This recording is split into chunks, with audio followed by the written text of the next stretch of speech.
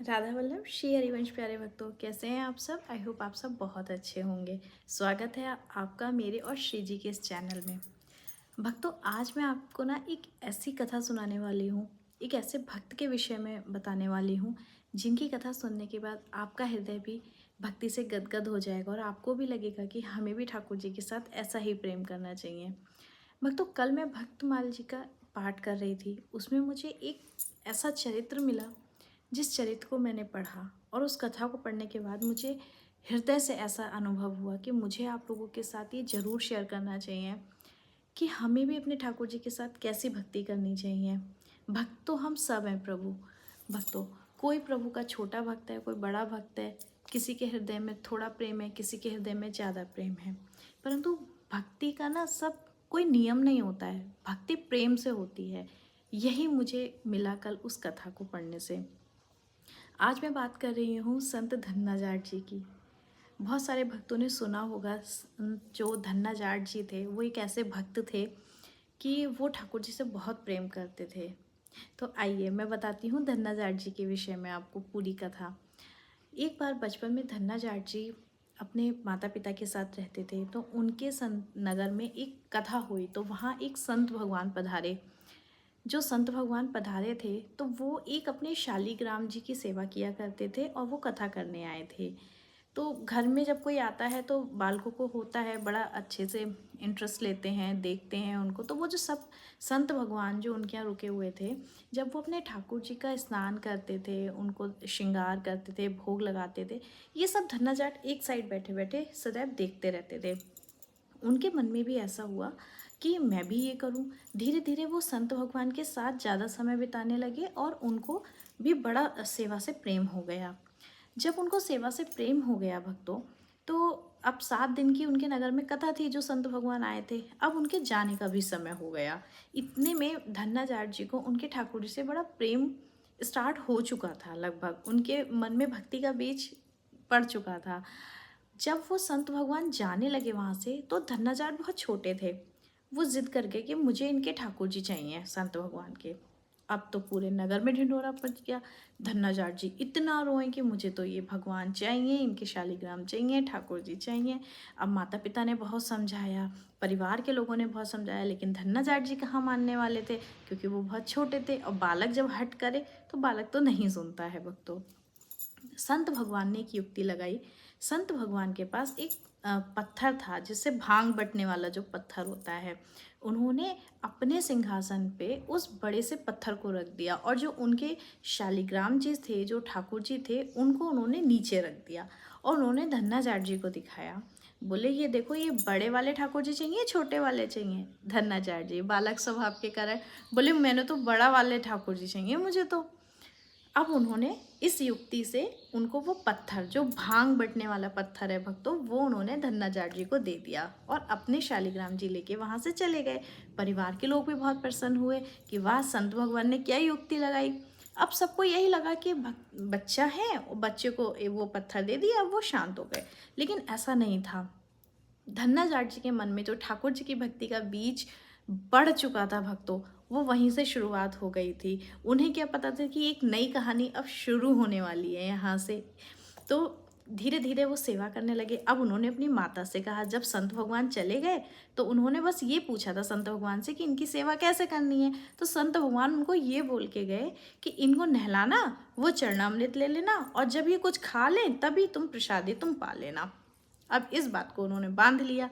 अब वो सुबह को स्नान कराते और उनकी सेवा करते। अब उन्हें लगा कि सेवा का तो कोई सामान है नहीं। वो अपनी माँ से जिद करने लगे कि माँ, मुझे सेवा का सामान ला के दीजिए। तो उनकी माँ को तो पता था कि ये पत्थर है, तो वो टाल करती रहीं। उन्होंने अपने पिताजी से कहा, उन्होंने भी बात टाल दी कि बालक है, जिद कर रहा है, थोड़े दिनों में सही हो जाएगा। लेकिन धन्ना जाट जी कहाँ सुनने वाले थे। उनको जब कोई सामान नहीं मिला सेवा का, क्योंकि सेवा में बड़े नियम होते हैं, उनको कोई सेवा का सामान नहीं मिला, तो वो अपने घर के बाहर गए। वहाँ एक ईंट पड़ी हुई थी, लाल रंग वाली जो ईंट थी, उन्होंने उसी को घिसा, उसका पाउडर निकाला और चंदन की जगह ठाकुर जी को नहलाया। नहलाने के बाद उनको वही चंदन लगाया। क्योंकि भक्तों भले ही वो ईंट का एक मिश्रण था, लेकिन भाव में वो चंदन से भी बढ़कर था, क्योंकि धन्ना जाट जी के भाव इतना शुद्ध था कि उन्होंने प्रेम से अपने ठाकुर जी को वही चंदन लगाया। अब भोग लगाया, भोग लगाने लगे, दिन प्रतिदिन वो ऐसे ही सेवा करने लगे और धन्ना जाट जी का प्रेम बढ़ता रहा। दिनों दिन उनका प्रेम ठाकुर जी से बहुत बढ़ रहा था। वो कहीं जाते तो अपने उन्हीं ठाकुर जी को जेब में डाल के ले जाते, अपने साथ रखते, दिन रात उनकी सेवा करने लगे और बहुत प्रेम करने लगे। धीरे धीरे समय बीत गया। एक दिन धन्ना जाट जी बोले कि प्रभु, मैं रोज आपको थाली रखता हूँ, लेकिन आप ऐसे ही छोड़ देते हो, आप भोजन क्यों नहीं करते हो? और आप भोजन आज नहीं करोगे तो मैं भी भोजन नहीं करूँगा। धन्ना जाट जी ने अपनी वो थाली वहाँ रख दी। उसके बाद वो भी मुंह घुमा के बैठ गए कि जब तक ठाकुर जी आज आप नहीं ये खाना खाएंगे, मैं भी भोजन नहीं ग्रहण करूँगा।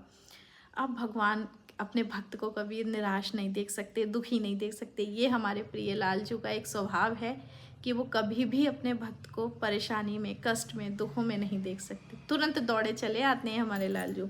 वहाँ भी ऐसा हुआ, प्रेम के वशीभूत होकर भगवान प्रकट हुए और चटकारे लेके भोजन करने लगे। जब धन्ना जाट जी ने देखा ये चटकारे कौन ले रहा है, देखा तो साक्षात नीलमणि श्याम सुंदर हमारे प्रभु वहाँ पे भोजन कर रहे थे। बहुत खुश हुए धन्ना जाट, बोले भगवान, आज आपने ये भोजन जो किया है, आज मुझे बेहद प्रसन्नता हुई है। और आप हमेशा भोजन खाली छोड़ देते थे, आज के बाद ऐसा नहीं करना। भगवान ने भी उनसे वादा किया है, ठीक है हम डेली भोजन किया करेंगे। अब भगवान को भी धन्ना जाट जी से प्रेम हो गया। आप यहाँ देखें कि धन्ना जाट जी को भगवान से जितना प्यार था, उससे ज़्यादा प्यार भगवान उनसे करने लगे और भगवान डेली भोजन करने आने लगे, उनके साथ खेलने लगे। जब धन्ना जाट की जो माता जी थी वो उनको गैया चराने भेजती थी, क्योंकि धन्ना जाट जी तो ठाकुर जी से प्रेम करते थे, वो अपने ठाकुर जी को साथ ले जाते थे। ठाकुर जी वहाँ उनका काम करने लगे, बोले धन्ना जाट तू मेरे लिए इतना कुछ करता है, मैं तेरे लिए कुछ करूँगा। तो धन्ना जाट जी बोले अब तुम मेरे लिए क्या कर सकते हो? तो उन्होंने कहा मैं तेरी गैया चराता हूँ। तो ठाकुर जी धन्ना जाट जी की गैया चराने लगे। ऐसा दिन प्रतिदिन चलने लगा और उनका प्रेम दिन दूना रात चौगुना बढ़ने लगा। समय बीतता गया। वही संत जिन्होंने उनको ये पत्थर दिया था, वो संत पुनः उनके नगर में पधारे। आए तो उन्होंने कहा चलो मिलते चलें धन्ना से। बोले धन्ना तेरे ठाकुर जी कहाँ हैं, कैसी सेवा चल रही है? धन्ना बोले ठाकुर जी तो गैया चरा रहे हैं। तो वो चौंक गए संत भगवान कि ठाकुर जी गैया कैसे चराते हैं, ये पागल हो गया है, बावरा हो गया है।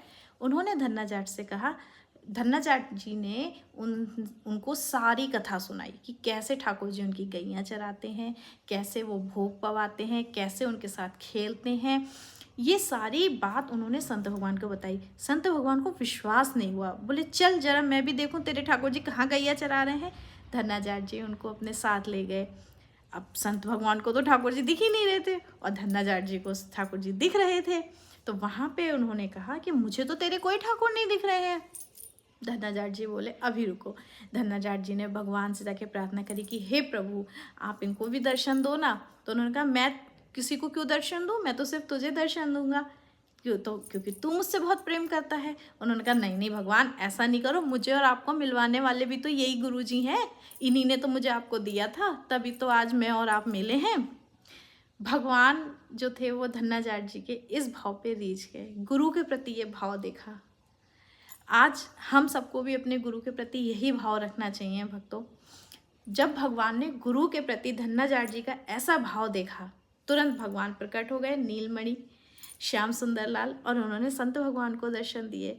जब संत भगवान ने प्रभु के दर्शन किए और उनकी आंखों से ऐसी अश्रुधारा बहने लगी कि प्रभु मैं तो बुढ़ा हो गया, सारे जीवन चंदन घिस घिस के आपकी नियम सेवा कर करके बुढ़ा हो गया, लेकिन मुझे आज तक दर्शन नहीं दिए और ये धन्ना जाट को पत्थर में से आपने दर्शन दे दिए सच में।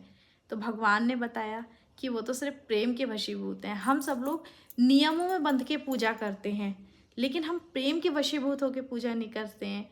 और भक्तों जबकि हमारे ठाकुर जी तो सिर्फ प्रेम के भूखे होते हैं। वो अपने भक्तों से कुछ भी नहीं चाहते हैं, बस वो यही चाहते हैं कि उनके भक्त उन्हें प्रेम करें, उन्हें लाल लड़ाएं।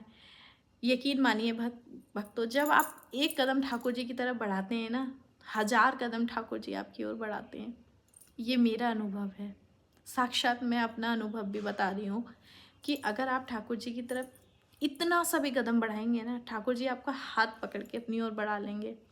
और संसार में भले ही हर रिश्ता आपको धोखा दे दे, लेकिन ठाकुर जी कभी धोखा नहीं देते हैं। ठाकुर जी आपकी सारी गलतियां क्षमा कर देते हैं। भक्तों, हम चाहे कितनी भी गलतियां कर लें, लेकिन ठाकुर जी हमेशा बाहें फैलाए अपने भक्तों का इंतज़ार करते रहते हैं। धन्ना जाट जी की गुरु के प्रति ऐसी निष्ठा, प्रभु के प्रति ऐसी निष्ठा देखकर सच में भक्तों, कल जो मैंने ये कथा सुनी, तो जब से मैंने ये कथा पढ़ी और सुनी, तो मुझे ऐसा लगा ये कथा मुझे आपके साथ ज़रूर शेयर करनी चाहिए कि जब भगवान एक पत्थर में से प्रकट हो सकते हैं, तो हमारे घर में जो ठाकुर जी हैं, जिनकी हम सेवा करते हैं, जिनको लाल लड़ाते हैं, क्या वो साक्षात ठाकुर जी नहीं हैं? भक्तों, हम लोग हमेशा नियमों में बंध के पूजा करते हैं, तो मेरा एक आशय सिर्फ ये है कि हमें कभी नियम तो अपनाने ही चाहिए शास्त्र अनुसार, लेकिन उन नियमों से बढ़कर भी प्रेम है। प्रेम बहुत बड़ी चीज़ है भक्तों। हम किसी को भी प्रेम से अपने वश में कर सकते हैं। यकीन मानिए, संसार के लोग तो हमारे प्रेम में हमें धोखा दे सकते हैं, लेकिन हमारे ठाकुर जी हमें कभी धोखा नहीं देते हैं। यही एक हमारा शाश्वत प्रेम है। ठाकुर जी से बढ़कर हमें प्रेम करने वाला कोई नहीं है भक्तों। तो आज मैंने आपको ये भक्त चरित्र सुनाया। यदि आप सबको ये भक्त चरित्र पसंद आया हो तो प्लीज़ वीडियो को लाइक, कमेंट, सब्सक्राइब जरूर कीजिएगा। चैनल को जरूर सब्सक्राइब कीजिएगा। चैनल को अपना प्यार देते रहिएगा। और अगर किसी भक्त का कोई प्रश्न हो तो आप नीचे कमेंट बॉक्स में पूछ सकते हैं। नेक्स्ट वीडियो में मैं आपका रिप्लाई अवश्य दूंगी। तो मिलते हैं एक नई वीडियो में। श्री हरिवंश, राधा वल्लभ श्री हरिवंश। जय जय श्री राधे श्याम। सबको मिले श्री श्री वृंदावन धाम। भक्तों, ठाकुर जी की कृपा आप सब पे यूं ही बनी रहे। स्वस्थ रहें, मस्त रहें, आनंदित रहें। मिलते हैं नई वीडियो में। श्री राधे।